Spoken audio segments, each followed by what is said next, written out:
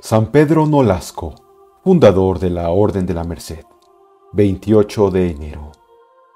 San Pedro Nolasco, fundador de la Sagrada Orden de Nuestra Señora de la Merced, nació el día 1 de agosto del año 1182 en Mas de las Santas Puellas, cerca de Castelnaudary. Sus padres, nobilísimos en la sangre y no menos en la piedad, le dieron por ayo y maestro un virtuoso sacerdote, de suerte que ya desde muy niño brotaron en su corazón gérmenes de las virtudes cristianas, que fueron creciendo con los años, merced a los solícitos cuidados paternales y a la docilidad con que Pedro supo corresponder a ellos. Ya en su temprana edad se distinguió por su angelical mansedumbre y caridad para con los pobres, cuyos sufrimientos y necesidades le movían a compasión. A todos ellos repartía sin tasa cuanto tenía, no esperando que acudieran a él en demanda de limosna, sino adelantándose él y saliendo a la puerta de su casa para llamar a los mendigos que pasaban. Sentía particular satisfacción cuando podía asistir al reparto de limosnas que tenía lugar en su propia casa, queriendo distribuirlas él mismo. Cuando su maestro enseñaba las oraciones a los mendigos, Pedro se las hacía repetir hincadas las rodillas. Se instituyó catequista, enseñando a otros niños las oraciones y repartiendo su almuerzo y merienda entre los que respondían mejor. Nunca se desayunaba hasta haber dado la lección, y desde los 4 años empezó a abstenerse mucho en la comida. Algunas veces salía de casa y al poco rato volvía sin vestido. Al preguntarle a sus padres qué había hecho de él, respondía que se lo había dado a un niño pobre, más necesitado que él.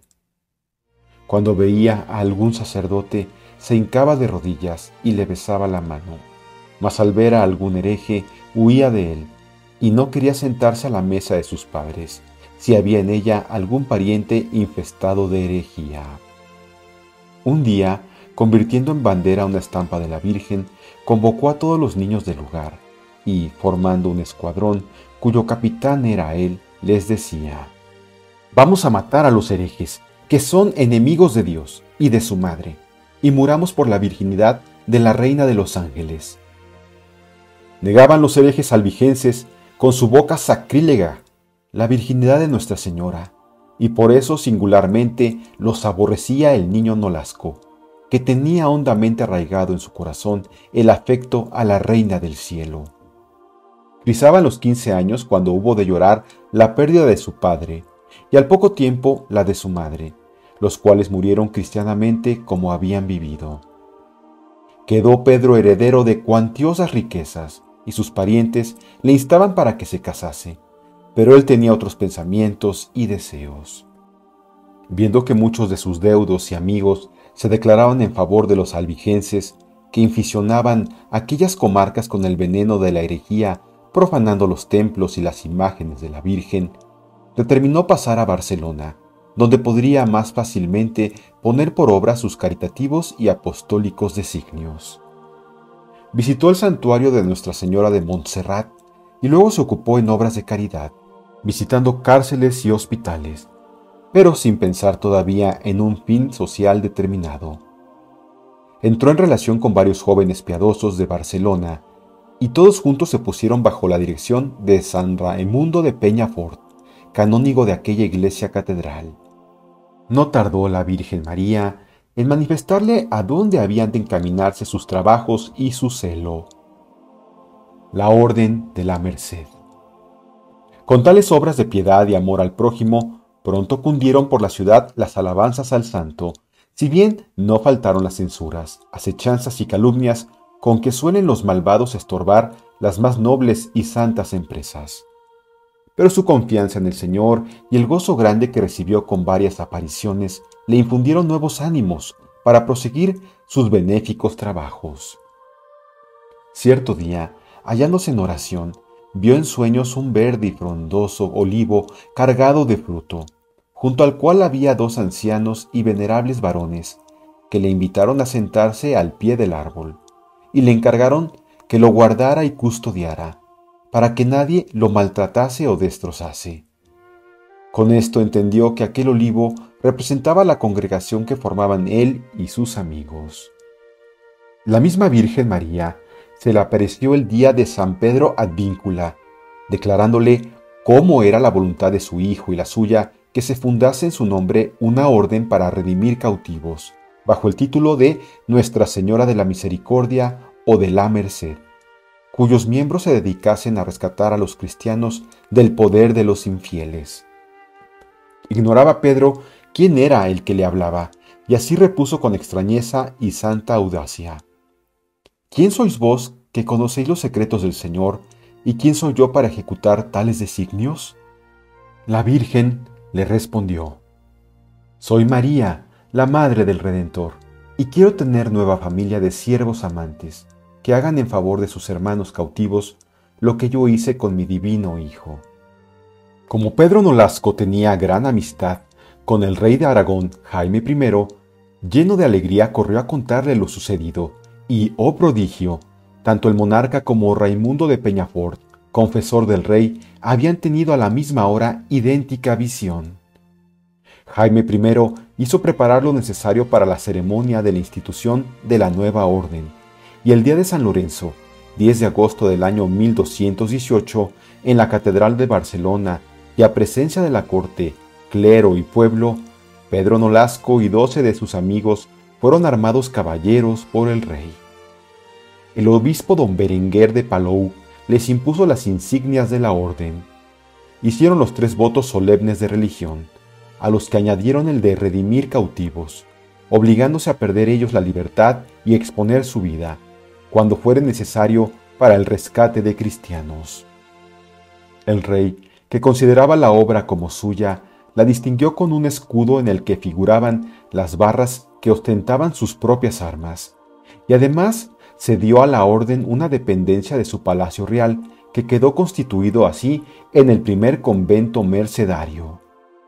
Así quedó establecida la nueva orden religiosa, real y militar, cuyo objeto era dedicarse únicamente a redimir a los cristianos cautivos del poder de los moros, y pedir limosnas por las calles para el mismo caritativo fin.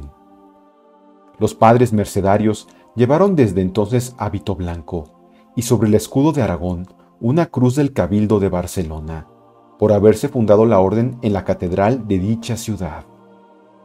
Con la bendición del Señor fue creciendo cada día esta nueva planta. Muchos caballeros y personas nobles se hicieron redentores de cautivos, y tanto aumentó su número que Pedro pidió licencia al rey para edificar un convento en las afueras de la ciudad, junto a la iglesia de Santa Eulalia, a orillas del mar. Pedro Nolasco acudía todos los días a palacio a cumplir como amigo y consejero del rey. Estas frecuentes visitas y las distinciones con que le honraba el monarca le ganaron los primeros perseguidores que tuvo en Barcelona, que fueron los cortesanos, los cuales, envidiosos de verle tan aplaudido y con la gracia del soberano que ellos deseaban para sí, llegaron a decir al rey que le desterrase, y esparcieron por la ciudad y otros lugares de Cataluña libelos en que ponderaban las razones de sus calumnias. El rey no solo no dio oídos a los calumniadores, sino que para mostrar más a las claras la grande estimación en que tenía al santo, edificó cerca del convento de la Merced un regio solar, que era su residencia ordinaria.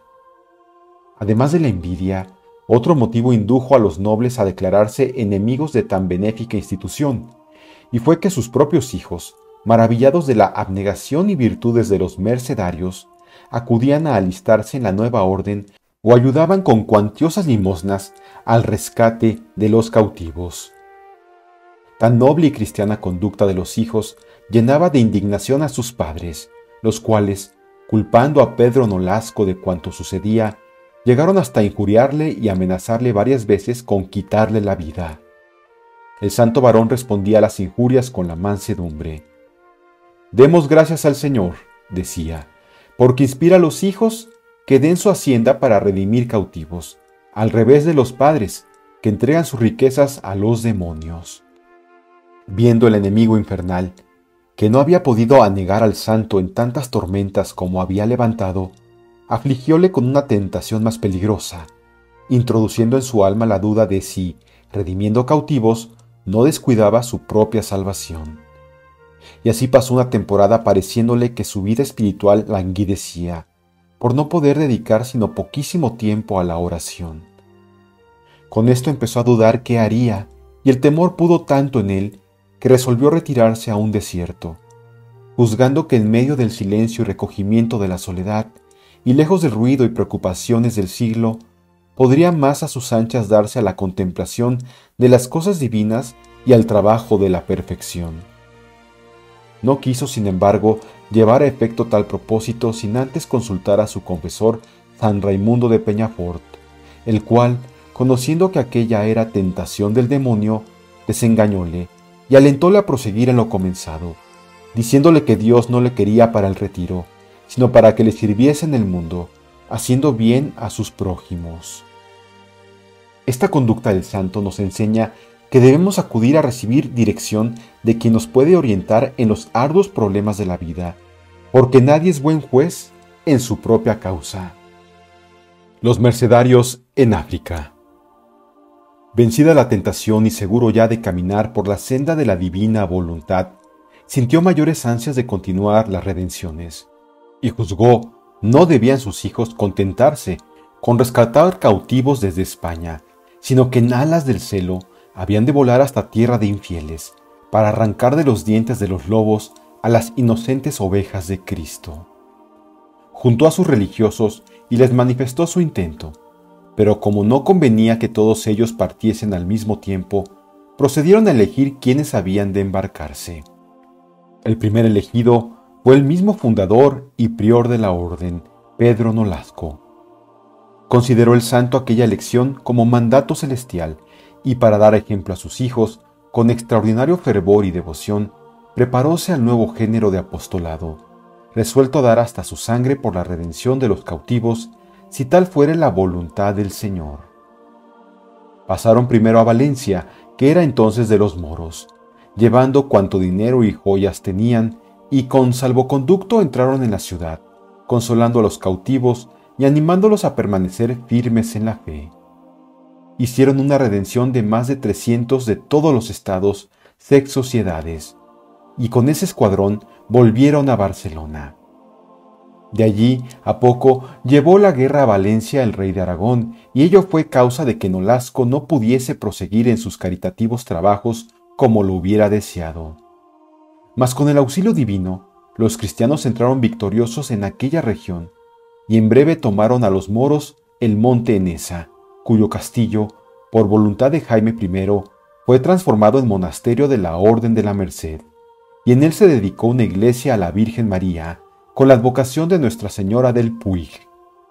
Luego fue conquistada la ciudad de Valencia, sus mezquitas fueron convertidas en iglesias por los cristianos, y Pedro estableció en una de las principales un convento de su orden. Pero resuelto a dilatar más todavía el campo de su celo, atravesó el mar y llegó a Argel, donde se ocupó sin descanso en el rescate de cautivos. Entre los cristianos que hacía poco habían sido apresados por los piratas volviendo de Roma, halló Pedro a una dama llamada Teresa de Vibura, de noble estirpe e insigne favorecedora de la orden. Entró en tratos con el pirata para ver de rescatarlos, y el precio estaba ya concertado, cuando llegó a oídos del moro que entre los presos había una dama muy noble y rica. No faltó más para que aquel hombre cruel, encolerizado, anulase el contrato, arguyendo que se le había engañado y mandando que volviesen a las galeras los presos, para cuyo rescate exigió enorme suma. Prometiósela al santo, pero como no disponía entonces de bastante dinero, envió a España a un religioso para que solicitase del rey de Aragón la cantidad necesaria. Entretanto, los cautivos, cansados de esperar, trataron con un judío sin que Pedro se enterase, y de noche lograron evadirse, llegando a territorio contrario. Al día siguiente, vio el pirata con asombro que habían desaparecido los presos, y culpando de ello a Pedro Nolasco, mandóle prender, y llenándole de injurias y golpeándole brutalmente, le encerró en lóbrega y húmeda mazmorra. Llevóle ante el juez como ladrón, falsario y único responsable de la evasión de los esclavos. Pero habiendo oído al santo, el magistrado decretó su libertad. Entonces Pedro, que sólo anhelaba padecer escarnios y baldones por Cristo, se ofreció a quedar en poder del pirata en lugar de los cautivos evadidos. No aceptó el moro la propuesta del santo, pero sí detuvo a los religiosos que le acompañaban y determinó guardarlos en rehenes hasta que Pedro volviese de España con el precio del rescate. Embarcaron en un viejo navío sin velas ni timón y el pirata mandó a los marineros que, en llegando a alta mar, le abandonasen. Hicieronlo así y al verse Pedro en inminente riesgo de perecer, acudió al Señor pidiéndole amparo y protección, y lleno de confianza en la divina providencia, levantó en alto su manto a modo de vela, y llegó felizmente a las costas levantinas. Observaron aquel prodigio multitud de espectadores, los cuales, llenos de alborozo y admiración, acompañaron al santo triunfalmente a la iglesia de Nuestra Señora del Puig, donde dio gracias al Señor. En pocos días, recogió suficiente limosna para rescatar a todos los cautivos de Argel. Humildad de Pedro, favores celestiales. Pasados algunos años, juntó a sus hijos y les declaró el propósito que tenía de renunciar al generalato de la orden, para vivir como humilde religioso. Pero por más razones que trajo a la luz, no logró que aceptasen la renuncia. Solo determinaron elegir un vicario que le ayudase en el ejercicio del cargo. La elección recayó en Fray Pedro Amerio, caballero laico pero de grandes prendas y virtudes, a quien luego honraron los mercedarios como a santo, según consta en el menologio de la orden. Con esto pudo Nolasco darse de lleno a los humildes ejercicios de la vida religiosa. Consolábale a menudo el Señor con visiones celestiales que vigorizaban su alma e intensificaban el ardor de su celo. Asistía un sábado con los religiosos al rezo de vísperas y, considerando el reducido número de sus colaboradores, quedó como arrobado en éxtasis, y entre sollozos y lágrimas exclamó: «Oh Señor, ¿seréis tacaño y ruin con vuestra divina Madre, siendo así que os mostráis tan liberal y dadivoso con las criaturas? Si mis pecados e ineptitud son causa de que no bendigáis esta orden, borradme si es menester del libro de la vida, pero enviad operarios y nuevos hijos a la merced». Oyóse entonces una voz que dijo clara y distintamente: «No temas, pequeño rebaño, pues plugo al Señor concederte el reino celestial». Todos los presentes oyeron estas palabras, quedando admirados sobremanera. Con el tiempo fueron testigos de su fiel cumplimiento. Uno de los mayores deseos del bienaventurado Pedro era el de poder ir en peregrinación a Roma, para venerar al sepulcro del príncipe de los apóstoles, de quien era devotísimo. Cierto día en que estaba más entretenido con este pensamiento, oyó una voz que le dijo: «Pedro, puesto que tú no vienes a visitarme, vengo yo a verte a ti». Al punto se le apareció el santo apóstol crucificado cabeza abajo, como estaba cuando fue martirizado, y le dijo: «No todos los deseos de los justos llegan a cumplirse en este mundo». Con esto desistió Nolasco de su propósito, pero desde aquel día creció su devoción a tan excelso patrono, y para imitarle en su martirio, atábase todos los días a una cruz, permaneciendo en ella varias horas, en la misma forma que había estado el apóstol. Muerte del santo, su culto. Disponíase Pedro Nolasco para acompañar al rey San Luis en una expedición a Tierra Santa, no cabiendo en sí de gozo al pensar que en breve le sería dado venerar tan sacrosantos lugares. Mas antes de emprender el viaje, sobrevínole gran debilidad, y como quiera que su cuerpo estaba ya tan quebrantado por los años y el rigor de la vida, aconsejáronle los médicos guardar cama. Pocos días antes que muriese, sintiendo no poder asistir a los maitines de la Purísima Concepción, le consoló el Señor, enviando ángeles que le llevasen al coro. Sintiéndose ya desfallecer, pidió los santos sacramentos, y al ver entrar el viático en su celda, se arrojó al suelo, y con grande humildad, y arrastrándose de rodillas hasta el sacerdote, exclamó: «¿De dónde a mí tanto honor que vos, oh Dios mío, vengáis a visitarme?» Comulgó con admirable devoción, y después junto a sus hijos, y habiéndoles exhortado a la caridad con los cautivos, y pedídoles perdón del mal ejemplo que les había dado, rogóles que eligieran luego general de la orden, para así morir bajo el yugo y con mérito de obediencia. Hicieronlo así los religiosos, nombrando a Fray Guillermo de Baz, a quien hoy día honran los mercedarios con el título de beato.